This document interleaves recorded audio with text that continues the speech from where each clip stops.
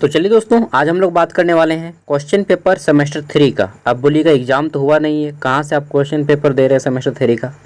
तो देखिए 22-26 session semester 3 का क्वेश्चन पेपर है और ये आपका रांची यूनिवर्सिटी, एनपीयू, साथ में जितने भी ऑटोनोमस कॉलेज जैसे कि वुमेंस यूनिवर्सिटी हो गया, और सॉरी रांची वुमेंस कॉलेज, ठीक है, तो इन सभी में काम देगा। और इसके अलावा जहाँ जहाँ पे सेमेस्टर 3 में एसी पेपर में हिंदी रखे हैं उन सभी के काम में देगा, ठीक है। ये आपका question paper Marwari college Ranchi का है, ठीक है। अब देख लेते हैं, तो वहाँ पे एग्ज़ाम हो चुका है सेमेस्टर 3 का, समझे हैं, इसीलिए मैं दे पा रहा हूँ। तो चलिए देखते हैं यहाँ पे जो क्वेश्चन आया था एसी पेपर 3 में। देखिए 4 year undergraduate programme Hindi AC 3 set A का पेपर है, ठीक है। और आर्ट्स कॉमर्स साइंस सभी का अलग मतलब पेपर सेम रहता है, शिफ्ट अलग अलग रहता है, ठीक है। तो ये कॉमर्स और साइंस का एक साथ एग्जाम लिया जाता है, आर्ट्स का अकेले, क्योंकि आर्ट्स में बच्चे ज़्यादा होते हैं। देखते हैं, तो सेशन 22-26 का है, एग्ज़ाम आपका सितंबर 2024 में हुआ है, ठीक है। टाइमिंग इसमें आपको 1.5 घंटा दिया जाता है, फुल मार्क्स 50 है। कितना नंबर? 50 नंबर। अब देखते हैं, तो यहाँ बोला गया है कि परीक्षार्थी यथासंभव अपने ही शब्दों में उत्तर दें। जो लोग इंग्लिश में पढ़ने में कंफर्टेबल है वो इंग्लिश को भी पढ़ सकते हैं, क्योंकि हिंदी का पेपर है तो फिर इंग्लिश काहे घुसाएंगे यहाँ पे ना। Candidates are required to give their answer in their own words as far as practicable. ये मत सोच लीजिएगा कि यार इसको तो इंग्लिश भी नहीं आता है, भाई आता है, ठीक है ना। चलिए मजाक कर रहा हूँ, मजाक करने की मेरी पुरानी आदत है। तो यहाँ पे हम देख लेते हैं, तो आपका पेपर जो है 2 भागों में बटा रहेगा, group A and group B. Group A जो रहेगा आपका, ये रहेगा कितना नंबर का? तो ग्रुप ए रहेगा आपका यहाँ पे देख लीजिए, तो ग्रुप ए है आपका 5 मार्क्स का एंड ग्रुप बी है 45 मार्क्स का, ठीक है। ग्रुप ए 5 मार्क्स का है, जिसमें 5 1 नंबरिया क्वेश्चन रहेगा, 5 1 नंबरिया। और ग्रुप बी रहेगा 45 मार्क्स का, जिसमें 15 मार्क्स वाले टोटल 3 क्वेश्चन रहेंगे, ठीक है। मतलब 5 को रहेगा, 3 को बनाना रहेगा, ठीक है। चलिए देखते हैं क्वेश्चन किस टाइप से आते हैं और हम लोग सॉल्व भी करते जाएंगे। और इस पेपर में 50 मार्क्स का जो पेपर है, इसमें पास करने के लिए आपको लाना होगा कितना नंबर? 20 नंबर, समझें? हाँ, तो चलिए पहला है हमारा यहाँ पे कि घी के दिए जलाना, मुहावरे का अर्थ क्या है? हम लोग बोलते हैं क्या बात है, आज बहुत घी के दिए जला रहे हो यार, वैसा बोलता कोई नहीं है, ठीक है। तो इसका अर्थ होता है बहुत खुशी मनाना या बहुत आनंदित होना, ठीक है। जैसे आपको कोई जन्नत मिल गया हो, नौकरी मिल गया हो, या फिर कोई कुछ भी मिल गया हो, ठीक है। चलिए आगे देखते हैं। नेक्स्ट है घी के दिए जलाना, मतलब अत्यधिक आनंदित होना। नेक्स्ट है आपका यहाँ पे यह पुस्तक मेरा है। अच्छा, इसको शुद्ध कीजिए, यह पुस्तक मेरा है, इसको शुद्ध करेंगे तो क्या होगा? देखिए यह पुस्तक मेरी है, हम लोग क्या बोलते हैं कि दिस इज माई बुक, यह पुस्तक मेरी है, ठीक है। तो यहाँ पे मेरा नहीं होगा, पुस्तक जो है स्त्रीलिंग है, इसलिए इसके साथ स्त्रीलिंग वर्ड यूज करना होगा, यह पुस्तक मेरी है, ठीक है। क्योंकि हिंदी में जो है ना लिंग भेद अजीब है, मतलब यहाँ पे काल्पनिक व्यवस्था है लिंग भेद का। चलिए अगला है हमारा ग नंबर, अंधों में कान राजा।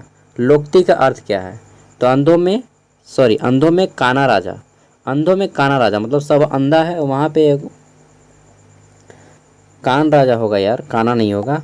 अंधार काना में क्या हुआ अंतर? काना मतलब भी जिसको देखने नहीं आता है, और अंधा मतलब भी जिसको देखना नहीं आता है, तो यहाँ पर कान होगा, ठीक है। अंधों में कान राजा, यानी कि सभी अंधा है तो उसके लिए कान ही सब कुछ है। तो इसका अर्थ होता है कि सभी मूर्खों के बीच जो थोड़ा सबसे ज़्यादा पढ़ा लिखा होता है ना, उसका महत्व ज़्यादा होना, ठीक है। सभी मूर्खों के बीच जो मतलब सभी मूर्खों के बीच जो थोड़ा पढ़ा होगा उसका महत्व ज़्यादा होना, इसका अर्थ होगा, ठीक है। जैसे सब कोई भकलोल है और वहाँ पे कोई एक आदमी अगर बीए किया हुआ मिल जाता है, चाहे कोई भी 12th पास ही मिल जाता है, जब सब अगर 8वीं 9वां है और वहीं पे कोई 12th पास मिल जाएगा, तो सबसे ज़्यादा वैल्यू वो 12th पास वाले को मिलेगा, समझ रहे हैं ना। हाँ, तो वही है अंधों में कान राजा। नेक्स्ट है आपका यहाँ पे नायिका, इस शब्द का प्रत्यय क्या है? नायिका मतलब समझते हैं ना, हीरोइन रही यार ना। और जब भी नायिका की बात आती है तो नायक भी आते हैं, और यहाँ पे नायिका का शब्द का प्रत्यय है। प्रत्यय वह होता है जो शब्द के पीछे में आके उसका अर्थ में परिवर्तन कर दे, उसको प्रत्यय बोलते हैं। जो शब्द के पीछे में लगे, ठीक है, पीछे में प्रत्यय और आगे में उपसर्ग। तो देखिए नायक में इका अगर हम जोड़ देंगे, नायक, नायक मूवी देखे हैं, सनी कौन है जी, ए ना, चलिए जो भी है मैं भूल जाता हूँ, अनिल कपूर ना। नायक में अगर हम जोड़ देंगे इका तो ये हो जाएगा नायिका, क्योंकि यहाँ पे जो नायिका लिखने के लिए हर सही में ई लगाएंगे, ठीक है। तो इका जो है इसका प्रत्यय हो जाएगा और जो नायक रहेगा ये हमारा मूल धातु रहेगा, ठीक है। क्रिया के मूल रूप को धातु बोलते हैं। तो नायक हमारा मूल शब्द है और प्रत्यय क्या है, इका, तो इसका राइट आंसर हो जाएगा इका। नेक्स्ट है आपका संगम में क्या उपसर्ग है।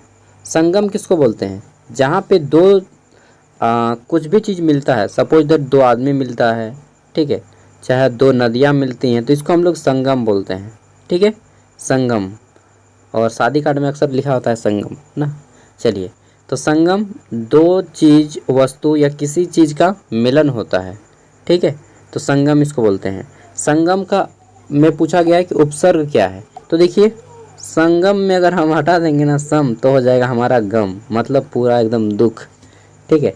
तो सम अगर इसमें आधा मोह है, ठीक है, ये जो ऊपर वाला बिंदु है संगम में, तो यह आधा मोह है, यानी कि सम हमारा हो जाएगा जोड़ गम, ठीक है। तो ये हो जाता है संगम, ठीक है। तो वही बात है कि अगर सम अकेला रहेगा तो गम में गम है, और दो आदमी रहेंगे तो गम संगम हो जाएगा, ठीक है। तो संगम में हमारा उपसर्ग क्या है, सम, ठीक है, ये हो जाएगा उपसर्ग। और वो जो हमारा गम था वो हो जाएगा मूल धातु। आगे देख लेते हैं, या मूल शब्द। ग्रुप बी, ग्रुप बी में आपको 15 मार्क्स वाले किसी 3 प्रश्न का आंसर करना है। यहाँ पे देख लेते हैं, तो क्वेश्चन आपके टोटल 5 गो है। 5 गो में किसी 3 को बनाइए, जो आपको अच्छा लगे वो वही को बनाइएगा, ठीक है। ऐसा नहीं कि जिसको नहीं सकते हैं उसको भी जाकर बना दीजिएगा फिर तो उस जिसको सकेगा उसी पे जाओ, ठीक है, समझ रहे हैं ना बात को। हाँ चलिए, सब में है, लाइफ में भी यही रूल फॉलो करता है कि जिसको सकेंगे उसी पे जाइए, ठीक है, चाहे बॉयज़ हो, चाहे गर्ल्स हो, चाहे नौकरी हो। मतलब ऐसा नहीं कि आप आईएएस को नहीं सक रहे हैं और फिर भी उसी को ट्राई कर रहे हैं, समझ रहे हैं ना बात को। तो जिसको आप चलाने सकिएगा उसी पे जाइए। तो यहाँ पे दिया गया है संक्षेपण क्या है। संक्षेपण के नियम एवं उसकी विशेषताओं पर प्रकाश डालें। संक्षेपण मतलब छोटा करना, समरी, ठीक है। तो बस संक्षेपण के बारे में बताना है, संक्षेपण क्या है, संक्षेपण के नियम क्या होता है और उसकी विशेषताएं क्या होती हैं। अगला हमारा कारक किसे कहते हैं, और कारक के भेदों को उदाहरण सहित लिखना था, बस इतना सा क्वेश्चन, ठीक है। कारक का परिभाषा बताना था और कारक के भेद, कर्ता ने कर्म को कर्म से संप्रदान के लिए अपादान का, संबंध का, की के, बस 8 भेद बताना है, कारक चिन्ह बताना है, ठीक है। तो आपको 15 में 15 मार्क्स मिल जाएगा, क्योंकि ये ग्रामर है ना, इसमें अच्छा मार्क्स मिलेगा, इसमें भी अच्छा मार्क्स मिलेगा, ठीक है। 15 में 15 नहीं तो 13 या 12 मिल जाएगा, बहुत अच्छे से अगर आप लिखिएगा तो, ठीक है। संज्ञा संज्ञा के बारे में नहीं आया है। अगला है हमारा यहाँ पे अनौपचारिक पत्र लेखन से आप क्या समझते हैं, इसकी विशेषताओं को उदाहरण सहित लिखें। देखिए, एक होता है औपचारिक, औपचारिक मतलब फॉर्मेलिटीज़ बहुत सारा, मैं कम इन सर, और वहीं पे अगर दोस्त आएगा क्या बे अंदर आ जाऊँ, ठीक है, तो ऐसा पूछता है, नहीं करता है, डायरेक्ट घुस जाता है, ठीक है। तो वो एक होता है कि जब आप अपने दोस्तों को पत्र लिखते हैं जिसमें कोई मान मर्यादा नहीं रहता है, सब चलता है, ठीक है, इसी को बोलते हैं अनौपचारिक पत्र। इसको दोस्त वगैरह में लिखा जाता है, ठीक है। अनौपचारिक पत्र क्या है, जिसमें नियम कानून की कोई मर्यादा को पालन नहीं किया जाता है, मैं अपना ठेठ भाषा में समझा रहा हूँ, ठीक है। उसको अनौपचारिक यानी कि जिसमें कोई भी फॉर्मेलिटी का रूल रेगुलेशन नहीं होता है। और एक होता है रूल रेगुलेशन के साथ लिखा जाता है, सेवा में, ठीक है, टू द रिस्पेक्टेड सर, सेवा में श्रीमान, प्रधान अध्यापक महोदय, चाहे जो भी होता है, ठीक है। इस तरह से अगर हम लोग पत्र लिखते हैं किसी को, एप्लीकेशन वगैरह, तो उसको बोलते हैं औपचारिक पत्र। और ये आपको जनरली स्कूल, कॉलेज या फिर अपने से बड़े को सम्मान देने की दृष्टिकोण से लिखा जाता है। लाइन भी कट गया यार, 1 मिनट, चलिए समझ पा रहे होंगे मैं क्या बोलना चाह रहा हूँ, ठीक है।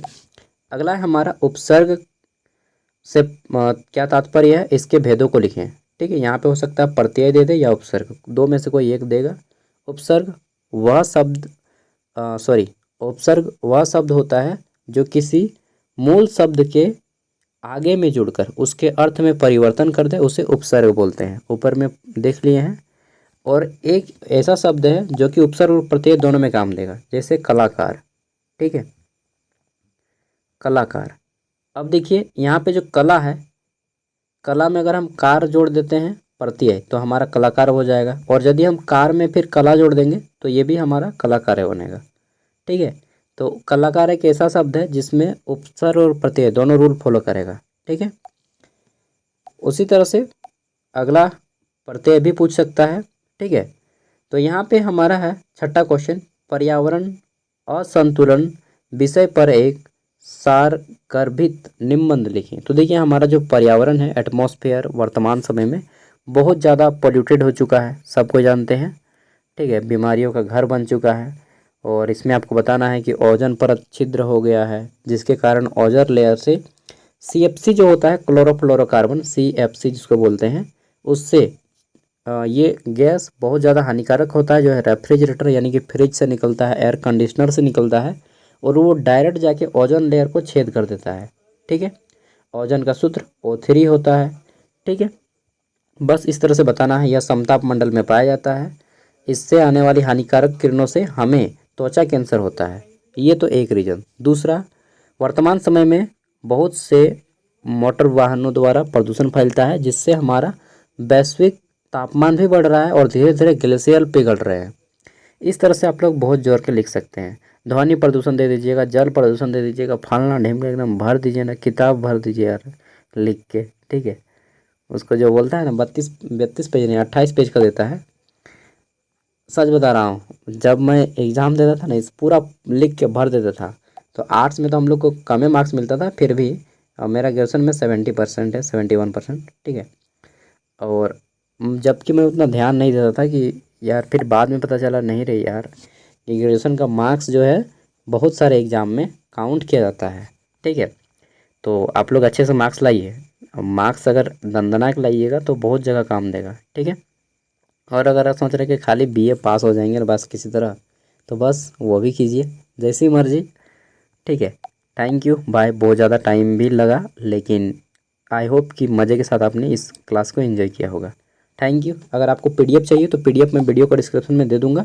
साथ ही MDC का भी पेपर मैंने अपलोड कर दिया है। कंप्यूटर एप्लीकेशन जो सेक पेपर है, एलिमेंट्री कंप्यूटर एप्लीकेशन सॉफ्टवेयर, उसका भी पेपर अपलोड कर दिया है।